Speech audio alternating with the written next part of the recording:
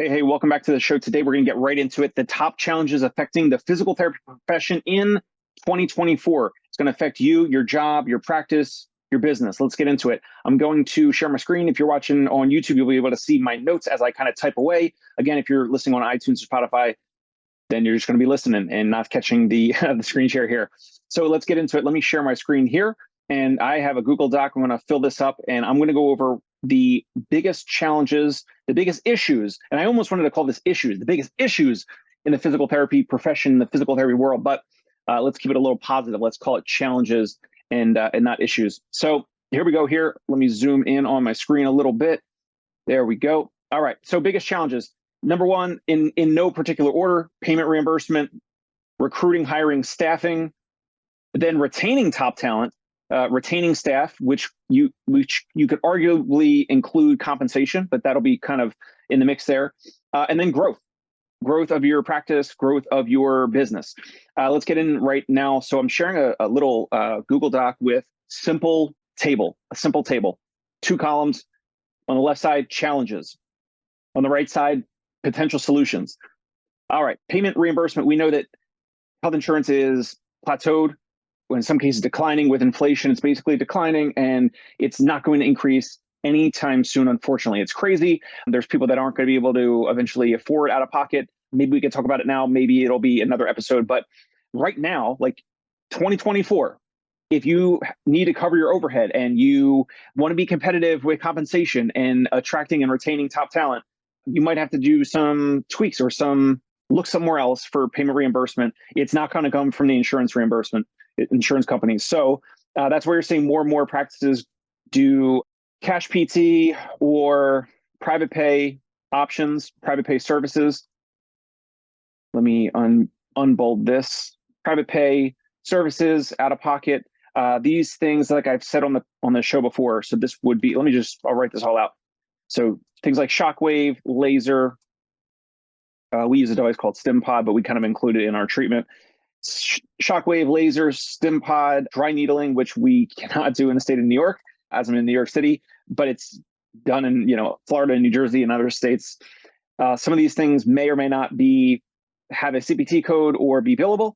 And so I've seen other practices charge for these things. They could be those NormTech compression boots, the compression leg sleeves, red light therapy. Shout out to Eric Broadworth, red light therapy, like the saunas and things like that, like kind of like the saunas and like wellness offerings. These are things that I believe physical therapy can or practices out there, especially brick and mortar, can and will be able to, if you're not already, offering some of these things. After you get some of these folks in the door, you can use, let me put this here, you can use the in-network route. Like you could use in-network insurances as basically like lead magnets to get patients in the door into your world. You get them results.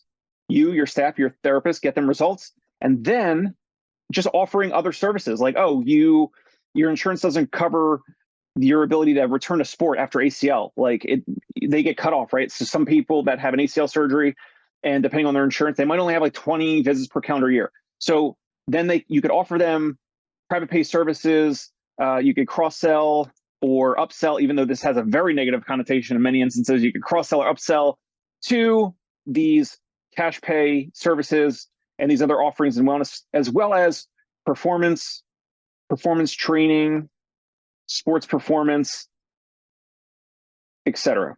So you can use the in-network insurance reimbursement contracts and what you have set up with those payers to get some people evaluated. Maybe they do their own thing. Maybe they pay you. Here's an example. So I've paid Michael Aviolette. He's a physical therapist, and I pay him to do my remote programming. So he builds a plan based on my goals, based on the equipment that I have. He builds a digital workout plan for me to work out, and based on my goals, I can just go into my garage to work out, and I just know, like, here's what to do, here's the exercises, here's how many reps or sets that I'm going to enter in that I actually did and completed. Here's the flow of my workouts. I don't even have to think about it. It's just built for me. Not everyone's going to pay for that, but there's some folks that will pay for those types of things. And it's using your brain, your therapist's brains, their experience, their knowledge, their expertise, and it could just be an out-of-pocket thing. So it could be something where they use their in-network insurance for an evaluation, and you bill 3 or 4 or 5 or whatever units for an evaluation, some hands-on treatment, home exercise programming, et cetera. Maybe they do a few in-network visits with your practice. Maybe they do some of the remote programming at home. Maybe you say, instead of a home exercise program, we have this digital remote programming. So you pay, you could charge whatever, $500, $1,000, $2,000, depending on how long. Then maybe they come back in your practice, in your brick and mortar, like a month or 2 later or 3 months later for a reevaluation through their insurance. And you kind of review their home exercise program, the remote programming, any manual therapy that they might need, any modalities that they might need. Then maybe you pause the plan of care, maybe discharge the plan of care, whatever. Then you say, hey, you are interested in this, or sports performance, sports training, et cetera, return to sport, return to the soccer field, return to the basketball court, whatever it might be, return to the baseball field, off-season workouts, off-season weight training, strength and conditioning, et cetera. Now moving into the winter before spring sports, those types of things, I believe, is what could be a potential solution for like plateaued or declining payment reimbursement. Let's move to the next thing: recruiting, hiring, and staffing. Here's what I've been using. So we've been using Indeed ads, we've been using LinkedIn ads. There are the APTA's job board, like those types of job boards. Sturdy McKee, PT Match. I don't get anything from it, but ptmatch.io, basically a boutique, like a matchmaking service. It's really awesome. We've interviewed a few therapists already, and it's really a smooth process. What we found is, like, Sturdy has helped me as my partner, business coach, and my colleague. He's helped me increase the friction, put more hurdles and more steps in the recruiting process to kind of filter out and weed out folks that are just kind of like therapists that are just applying to 10 or 12 different jobs. Or they just go on Indeed and they just like click apply to like a ton of jobs, and then they don't even like submit like the simple like answers to the simple questions, like the filtering questions and the qualifying questions. So PT Match is something that we've been using recently. Super interesting. And he and his team do a little bit of filtering out. They speak with candidates up front. They, phone calls, Zoom calls, et cetera, before they even introduce you to you or me, the practice owner, which is pretty cool. And then those candidates, the candidates that are, in my experience, that are like the, A-level, top-tier therapists candidates, they appreciate a process with filtering and hurdles and with more friction. We're putting more friction in the recruiting and hiring process, and it weeds out folks that are just like maybe just not the top tier candidates that we're looking for, and they're just applying to like a dozen or so jobs, and they're just doing the pray and spray model, and they're just looking for like any type of job out there, and they're typically, what we found is, they're not the best fit. The folks that are the best fit, they've already like gone on our website, they've looked at our Google reviews, they are candidates who will go on our website and they'll like mention like, oh, this resonated with me, I like this, how you said this. Those types of candidates, they've already done a little bit of work on their own, and then they mention like some of those insights to us, and then they typically are like the better types of candidates versus the ones that are interested. They reach out, they're interested, that we schedule a call or two. Maybe they don't call us for the intro call. I have the candidates call me in terms of recruiting and hiring. I have for the intro call, I have them call me at a specific date and time that we schedule. And we sometimes have candidates like that don't call us. They were interested, they apply, they got the resume. They may or may not have come from one of the matchmaking services or from Indeed or LinkedIn ads or whatever. And then they might not even call us. And like right there, it's like, if there was no major emergency, like then it probably wasn't that important to you, and it wasn't something that you put in your calendar and you set a timer or an alarm or whatever and a notification, so you made that call, all that type of stuff. So there are great candidates out there. I know a lot of practice owners are talking about how challenging it is with recruiting and hiring. Hospitals can kind of pay more, and they can oftentimes offer a little bit higher salaries. So recruiting, hiring, staffing, that's what's working for us right now. And then, of course, like word of mouth, asking your current therapist, who they went to school with, who they previously worked with elsewhere or met on rotations or whatever. So word of mouth, asking your therapist for referrals, which for other therapist candidates, asking for referrals is a great idea and is typically no cost, typically free. That leads into the next thing, keeping and retaining top staff. Number 3, again, in no particular order, we talked about payment reimbursement, health insurance payment reimbursement. We talked about recruiting and hiring and staffing. Number 3, keeping those great staff members and team members and compensation. Solution here. Well, let's see, most or many, we'll say many therapists that are W-2, they like the consistent paycheck, right? Every 2 weeks, they like to know what they're going to be making. They like the consistent paycheck. And, so like, what are some other options here? So maybe, additional performance pay, and bonuses around marketing.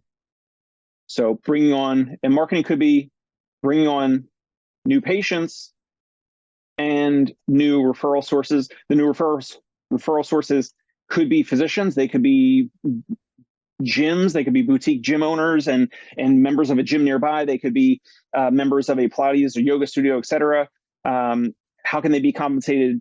How can they be compensated on referring new business to you, as well as you could, like above here, we talked about recruiting, word of mouth, asking your therapist for word of mouth referrals. I will typically, depending on the therapist and the quality of the referral and all that, I've paid my therapists in the range of like $500 to $1,000 if they refer us a therapist that starts with us, and then I think on an independent contractor 1099 basis, once the new therapist completes 10 visits with our practice, doing the 1-hour home visits in New York City.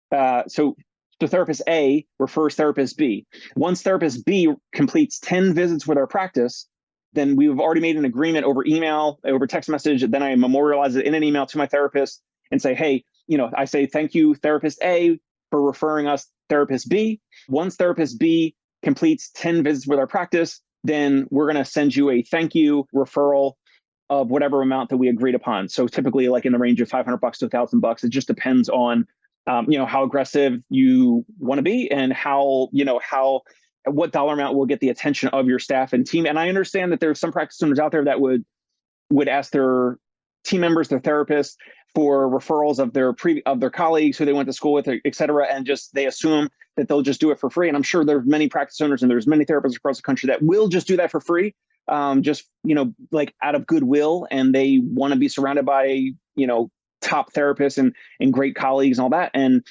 that's fine. I've tried that over the years, and I did get some referrals from some of my past therapists just completely for free, no cost to me other than like asking for it.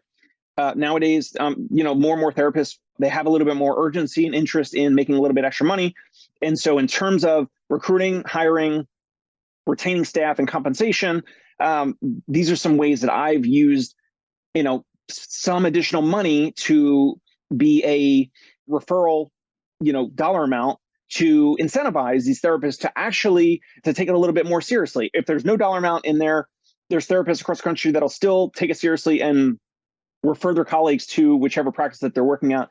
I understand. And, you can make the argument that like, there shouldn't be a dollar amount here because it should just be about goodwill. And then there's other argument that like, once there is a dollar amount attached to it, maybe the therapists take it a little bit more seriously and will maybe send a few extra emails or text messages or LinkedIn messages or whatever to previous therapists that they worked with, that they had met on clinical rotations, that they went to school with, et cetera, right? So who knows? All right, fourth big challenge, or biggest issue in the physical therapy world and the physical therapy industry in 2024 now is growth. So if you add these 3 things together, you got the payment side, you got the staffing and keeping of the staffing. I mean, if you don't have staff and you don't have new patients coming in, it's hard to grow, right? So with growth, first of all, obviously, you need great staff. You need great staff and new patients, right? You need great staff and new patients. If you don't have that, it's really hard to grow. So when there's the pressure of new patients and you need great staff, new patients, And then there's payment. So let's say great staff, new patients, and payment. So when you have these three forces, then that's where there can be challenges with growth because of the flattening of reimbursement and denials and all the authorization issues and all the other insurance headaches. It results in lower margin per visit. It results in lower margins or tighter margins. And if you have lower margins, then it's hard to be competitive on the compensation and the keeping of staff. And therefore, you'll be less, if you have lower margins, you have lower profit margins. So you have less discretionary income to invest in the recruiting, the hiring, the staffing, the new patient marketing, and all that. So you can see how this is challenging versus other practices like ours, where we're out of network and private pay. And I know it's a different model, and we're in a city where there's a lot more people that have discretionary income that can pay for a 60-minute home visit. Even people in New York City, they could be very well off, or they could just be not well off. And there's folks that just, they can't wrap their head around paying out of pocket if we don't take their insurance, or if someone calls us up and they have, let's say, Humana. Like, we don't take Humana at all. We don't take any Humana. Humana usually, or Oscar Healthcare. Those two usually do not have out-of-network insurance benefits. And so if they wanted to work with us, it would be on an out-of-pocket basis. And there's plenty of people that will just move on and they don't work with us because they want to use their Oscar Healthcare, which is fine, or they want to use their Humana, which is fine. They want to use those benefits that they paid for, and I totally understand. But this makes growth a little bit more challenging. Now, I want to circle back up here to payment reimbursement. Another option you can do, and this will be a whole other episode, you could cut out low-paying in-network contracts. I didn't mention that earlier. By going out of network, I would suggest you work with someone like Sturdy McKee or Jamie Schreier or some other physical therapy business coach that has gone through it, that they coach practice owners across the country. They help them one-on-one or in a group setting or on a monthly basis, whatever, to actually review your numbers, make sure this makes sense. You can't just do it on the fly. I would definitely consider a coach or a mentor doing that. Paying for that, that's a whole other conversation. So with that being said, again, we said payment reimbursement, recruiting, staffing, and retaining staff is the biggest challenges. I would say that marketing, arguably you could say growth, whether growth and marketing or marketing and growth, marketing leads to growth. I would say with marketing, more and more people are understanding what we do as physical therapists, whether it's brick and mortar, whether it's at home therapy, therapists that work in gyms, CrossFit, like Jeff Moore's Onward Health, all that. Like, there's more consumers now understanding what physical therapists can do and how we're different than chiropractors or personal trainers or, sports med physicians or whatever. I would say marketing is a little bit less of a challenge or less of an issue for us as an institution or as a industry in 2024. But in growth, we're talking about growth of your actual practice in your business. And, you got to have great staff, new patients, and a payment model that actually allows you to potentially have 20% profit margins instead of 8. You want to focus on 20% profit margins, not 8% profit margins. And a lot of practice owners are close to that 8, 9, 10, 11% profit margin, especially if they're in network, regardless of which state across the country. And if you can mix in some of these private pay services, out of network or cash pay services, et cetera, on the back end, and some of these can be one-off services, like you pay like a la carte. And then there's other practice owners that I've seen that have like a membership model for this. Like they pay, like they have their patients or clients, they offer it as a monthly membership, either while they're going through their plan of care, through their insurance visits, or after the plan of care, as a way to kind of segue them to continued health and wellness. But now the insurance is no longer paying and they're paying out of pocket. So that's it for now. Subscribe to the Dave Kittle Show already if you haven't. If you're interested in a succession plan or a exit strategy, if you're looking to sell some or all of your practice, if you're looking to take some money off the table, reach out to us, comment below, or reach out to us privately. You can email me or call below. The number or email should be after this, or go to fieldmakergroup.com. We'll catch you next time here, and wishing you the very, very best in your practice in 2024. Let's help more people. Let's impact more lives. Let's spread what we do, and let's get after it, folks. Subscribe to the Dave Kittle Show if you have not already. We'll catch you next time here on the show. Bye now. Hey, it's Dave Kittle. Are you a healthcare business owner or physical therapy practice owner who is looking to figure out your succession plan or exit strategy? We might be able to help. And in fact, we may be interested in acquiring your practice. If you're interested, you can reach out to me.